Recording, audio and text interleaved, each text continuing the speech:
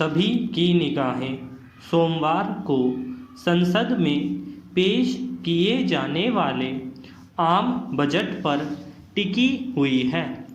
यूं तो हर साल इस बजट का इंतज़ार रहता है, लेकिन इस बार बेताबी ज़्यादा है। कोरोना काल ने देश की अर्थव्यवस्था को किस कदर झकझोर है, इसकी तस्वीर संसद में पिछले शुक्रवार को पेश आर्थिक सर्वेक्षण में साफ हो गई है। इसमें वित्तीय वर्ष 2020-21 में जीडीपी की दर -7.7% रहने का अनुमान जताया गया है। यानी सर्वेक्षण में सरकार ने स्वीकार किया है कि कोरोना ने हमारी अर्थव्यवस्था को तगड़े झटके दिए हैं। पैरा सर्वेक्षण का उजला पहलू यह है कि अर्थव्यवस्था उसी तेजी से ऊपर उठने का रुझान दर्शा रही है जिस तेजी से इसमें गिरावट आई थी। सर्वेक्षण का अनुमान है कि अगर वी शेप रिकवरी की यही रफ्तार बरकरार रही तो 2021-22 में जीडीपी की दर 11% तक पहुंच सकती है। ऐसा हुआ तो बड़ा आर्थिक चमत्कार होगा। आज़ाद भारत की यह सर्वोच्च जीडीपी दर होगी। अंतर्राष्ट्रीय मुद्रा कोष IMF पहले ही पुष्टि कर चुका है कि भारतीय अर्थव्यवस्था उम्मीद से भी बेहतर ढंग से पटरी पर लौट रही है।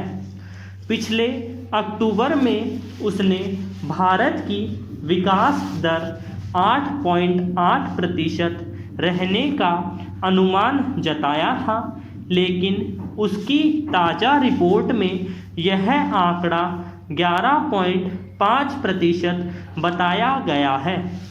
चूँकि इस बार का आम बजट कोरोना काल के साये में तैयार हुआ है, इसमें कड़े और बड़े फैसलों की संभावना ज़्यादा है।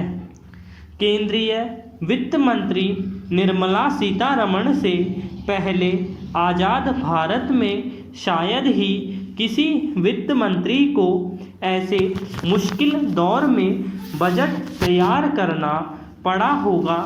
सीतारमण संकेत दे चुकी है कि इस बार का बजट काफ़ी अलग होगा। कितना अलग होगा, यह सोमवार को संसद में इसका पिटारा खुलने से सामने आ जाएगा। उम्मीद है कि बजट में स्वास्थ्य, शिक्षा और रक्षा क्षेत्र पर सबसे ज़्यादा ध्यान दिया जाएगा। कोरोना काल में हमारे स्वास्थ्य क्षेत्र में उजागर हुई कमजोरियों को देखते हुए इस क्षेत्र को भरपूर ऑक्सीजन की ज़रूरत है। कोरोना ने शैक्षणिक संस्थाओं के पूरे साल का टाइम टेबल उलट पलट दिया है। स्कूल बंद रहे पर मनमानी फीस वसूली जाती रही।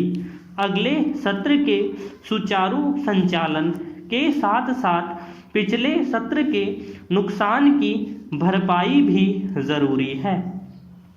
रक्षा क्षेत्र पर ज़्यादा ध्यान देने की ज़रूरत है, क्योंकि साल भर से पड़ोसी देशों की गतिविधियां भी भारत की चिंता बढ़ा रही है।